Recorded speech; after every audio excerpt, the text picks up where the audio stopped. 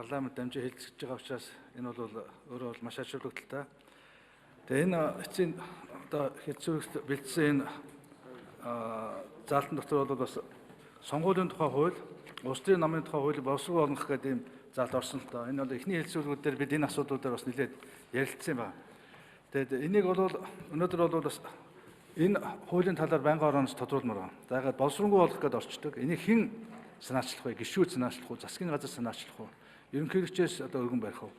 За тэрэнд санаачлагтаа одоо гишүүдийн бол гаргасан олон асуудлууд байгаа. Ялангуяа одоо өнөөдөр Монголын нийгэмд өнөөдөр улс төрийн тогтолцоонд байгаа хамгийн бэрхшээлтэй асуудал бол улс төрийн намын доторх энэ улс төрийн хүрээнд авилгалын асуудал. Улс төрийн намын дарганаар бүх шатны дарганаар удирдах байгууллагуудад сонгогддог зохион байгуулагдахад энэ тал дээр бол олон асуудлууд байдаг. Энэ бол ганц нэг намын асуудал биш, ерөөсөө нийтлэг намуудын хувьд бол маш том тулгымцсан асуудал болсон байгаа.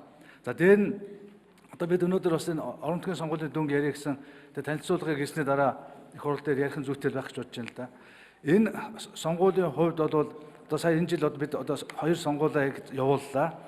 Тэгээ энэ одоо санамж ийм сэргэг байгаа дээр бид энэ сонгуулийн хууль, сонгуулийн хүрээндх авилгалыг зогсоох асуудлыг бид үнэхээр одоо чиглэх хэрэгтэй байна. Тэгвэл одоо энэ дотор бол ер нь зөвхөн сонгуулийн санхүүжилт гэсэн ийм хөлбөрт яг сонгуулийнх нь өөрийнх нь санхүүжилтийн хувьд яваад байгаа. Гэхдээ сонгуулийн авилгалчин бол нэр дэвшүүлэх процесс дээр байна. Сонгуулийн хэсэг хороод дээр байна. Сонгуулийн санд хураах өдөр байна. Сонгуулийн дүнг гаргахад өдөр байна. Бүх шатанд байгаа учраас энийг өнөөдөр бид болсонгүй болгох энэ санаачлагыг өнөөдөр хэн авч яаж гаргах вэ? Дөнгөж одоо өчтөр надад бол маш тодорхой нэг баримтууд ирлээ л дээ. Би түрүүн бас дурдсан энэ хар машин бол үнэхээр компьютер учраас энэ дээр бол эргэлзээ байдгүй. Энэ бол хизээж хаанч би бол хэлж ирсэн. Гэхдээ энэ дээр яаж одоо сонгуулийн луур явах вэ гэдэг дээр бол би үнэхээр одоо олон талаас нь судалж ирсэн. Тэгэхээр их хурлын сонгуул одоо аймаг нийслэлийн сонгуул дээр юуаагцсан гэхээр энэний өмнө санд хураалтанд одоо засвар оруулах. Одоо санд хураалт одоо хар машины өмнө. Тэгээд тэр нь юу гэсэн гэхээр одоо олон мянган амьд царцаа явсан.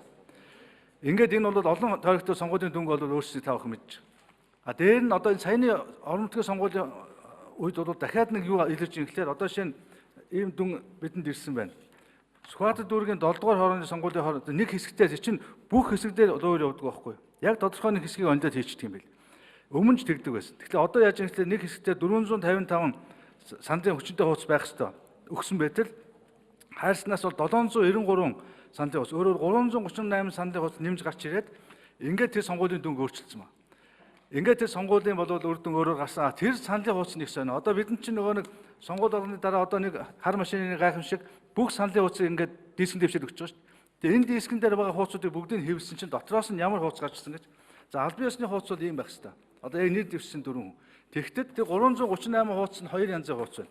Нэг нь болохоор энэ Хөвсгөл аймгийн бүрэн тогтох сумын одоо Даваа Сүрэн гишүүний сонгогдчихсэн ийм хууц аймагтайгаа улсын хурдтай гараад ирсэн. Тэгээд яг тэр нөгөө хар машин компьютер чинь зөвхөн нөгөө нэг дугуулсан бүгэлсэн цэгээ хайдаг юм байна л. Тэрэн дээр нь болохоор яг нөгөө өрсөлдөгчийнх нь одоо бөглөө тавьчихсан. Аймагтайгаа аймаггүйгээ. Өөрөөр тэр хоёр цэгийг л бөглөөл хар машин руу хийхэд хар машин тэрийг бол дүн болгоод уншчих юм байна. Тэгээ ийм юм бол гарсан одоо боттой баримт байна. Энэгээр бол бид нар ингээд энэ бол ганц Сүхбаатар дүүрэг би зөвхөн жишээг нь ярьж байна. Маш олон тойрог дээр ийм дүнгууд бидэнд ирүүлсэн. Энэгээр бид хэвлэлийн байгууллага хийнэ. Энэгээр сонгуулийн ерөнхий ороо мэдээлэл хийх ёстой, мэдээлэл хийх ёстой. Энийг одоо холбогдох байгууллага шалгах ёстой гэж үзэж байгаа гэдэг хэлмээр.